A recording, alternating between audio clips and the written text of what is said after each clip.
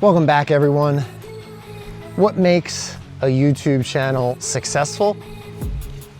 I don't know. I'm still trying to figure that out. But this channel is both the beginning, the midpoint, and the end of different journeys that I've been on for a while now, and which is why I started it. So today we're gonna talk about my goals for this channel, what I wanna do with it, through the lens of my financial journey, which I think is a sad story of what not to do, but is a redemptive story of what I am doing now and what I'm trying to share with all of you in the hopes that we can all get good enough at financial management and wealth building to make our futures even better. Let's go.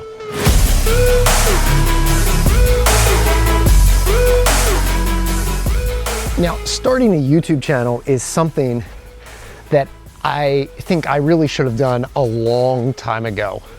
Back, really even before it was popular. I own my own video production company that I, just run on the side and do jobs every now and then, but my day job is the same too. I do video, audio production, live event production. I had these skills to create a YouTube channel, but I just didn't use them. And I think that was because I didn't feel like I really had anything to talk about. I was like, why would anybody want to listen to me? But I actually got inspired by a friend of mine who started YouTubing about the time that I should have. And he has built up his channel now to more than 1 million followers.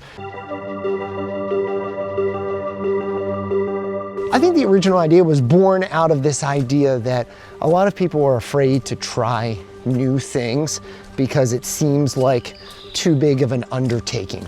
It seems too hard to get to the point where you can be good enough at something to do it well. And I just think that that's often not true. We talk ourselves into that lie of like, oh, I can't possibly do this because I have to become an expert, when you really don't need to become an expert at stuff to do it well. You just need to get good enough at it to understand a few things about it. And then a lot of times you can create really great stuff just by being good enough. So that's sort of the origin of this, but I want to frame all that in the concept of like being good enough at stuff and doing new things. You can often save a lot of money, can often make money, and big picture, like for my life, I have financial goals that have it's taken me a long time to get to this point where, first of all, even having goals, okay, and then second off, feeling like I could actually make these goals happen if I am disciplined and if I work towards them. So that's kind of what this channel is morphing into, is how can we make money? How can we save money? But how can we also do stuff that we haven't done before? So a lot of things will be finance related here, but in the lens of doing other things. Like, I run a lot. So I think that some of the content will probably be about running. Like, how is that relevant to finances? Well, being healthy is gonna save you money in the long run. Like, how can you get into running without spending a ton of money? Well, I've been running for a while. Like, I've spent way too much money on stuff. So I could probably tell you how to spend less. That's sort of where I'm going with this channel. I mean, ultimately, I want to build this channel into an asset that is valuable and is something that lives on and continues to grow. Let's talk about my financial journey. How did I get to where I am? It's a sad story of a young boy who was told to save money, but yet all he ever wanted to do was spend money. And so he didn't save money. Instead, every time he got money, he just spent it. And that wasn't the right thing to do. That's kind of how I grew up. Like, I always had family members telling me to save my money, but all I ever did when I got paid was, maybe pay some bills that I had, but then I would just spend the rest of my money. And when I finally got my first credit card, you can guess how well that went. I overused it. I didn't budget for anything. So I would, get that paycheck, like I said, and then I would spend it, but then I would spend more with the credit card. And so I was increasing my debt along the way. So this is tip number 1 for you. Don't spend more than you make. Do keep a budget. Super important. Do not spend more than you make. Do not build debt. Debt will suck down your net worth and your available cash flow to invest and do things that are positive for your financial growth faster than anything. Debt's the worst. Get rid of all your debt. And once I eventually got old enough, to where I was working, I was in college and had a job. Like, I even had a full-time job, and I'm too embarrassed to even say how much I was making, but I thought I was making a lot. I was like, man, I'm really, this $25,000 a year job is really doing it for me. I don't even need to finish college. And that was a disastrous decision. I got my AA, but that was it. After 2 years, I started working full time. I stopped going to college. I didn't know it at the time, but I was capped on how much money I could earn in a traditional job. Now, a decade later, I finally realized the mistake that I had made, and I did go back to school. I got my bachelor's degree. I went on, I got an MBA also. But that decision to A, not continue my education, and then B, also be bad at finances along the way it set me back a really long way. At some point in my 20s, I also changed jobs, and I had no foresight. And so I thought, what do I need this 401k for? I have better uses for it now. Let me just cash it out. And that's what I did. I paid the taxes on the contributions, I paid the penalty on the contributions, and I took that money to the bank. And so it was probably another decade until I restarted a 401k. So I lost like 10 years of contributions. I ran the numbers on this. If I had kept that 401k and been contributing to it this entire time for all these years, right now, I would have something in the neighborhood of $1.25 million in my 401k. And I'll tell you right now, I don't have $1.25 million in my 401k. So this is a pretty big daily reminder to me of this mistake. But you know what? Okay, I gotta learn from it. So this is tip number 2 for you. Don't cash out your retirement account, and do save for the future.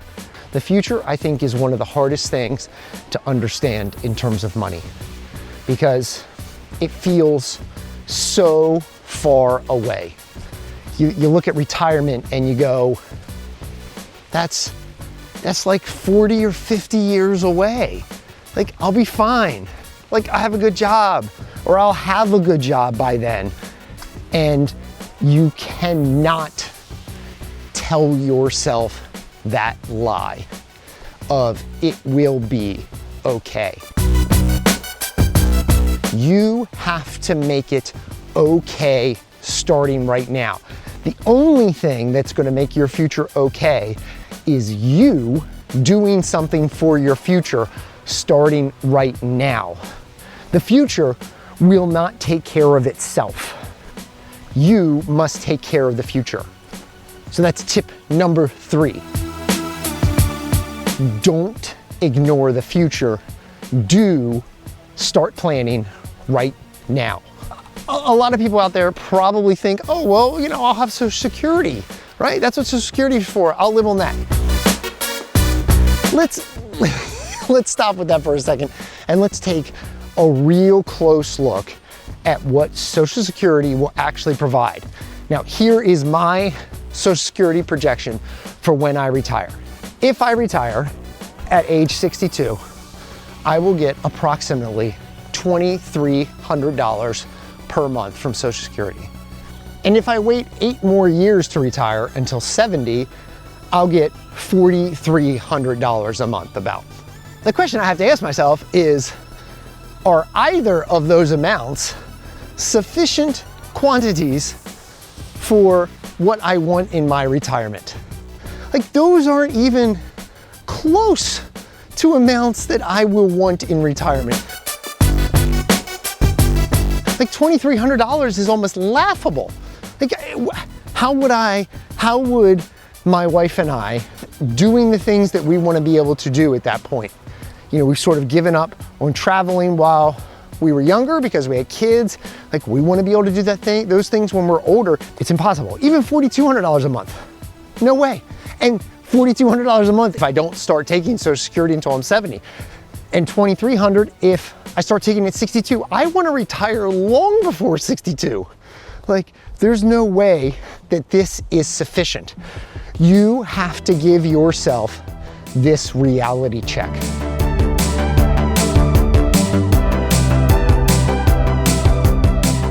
I can look at it objectively and say, you know what, this is not enough money to thrive on when I'm retired, especially if I want to retire at 55, which is what I want to do. That is another 30 or 40 years of needing income. So I have to do something much more dramatic now to be able to hit that goal of retirement and have enough money to survive. And Social Security can only be, at best, something that you rely on as supplemental, discretionary, non-necessary income. Hopefully, my decades of poor financial decisions can provide plenty of opportunities to learn from here. Like, I want to provide something that's valuable to people and that I can have as something that I'm proud of. So remember our 3 goals. Don't spend more than you make. Do keep a budget. And number 2, don't cash out your retirement plan. Do save for the future. And number 3, don't ignore the future. Start planning now. I hope you enjoyed this insight into how I got to this point and where I'd like to take things. I hope you continue to join me. Thanks again. I'll see you next time. And increasing our wealth, as I almost fall there.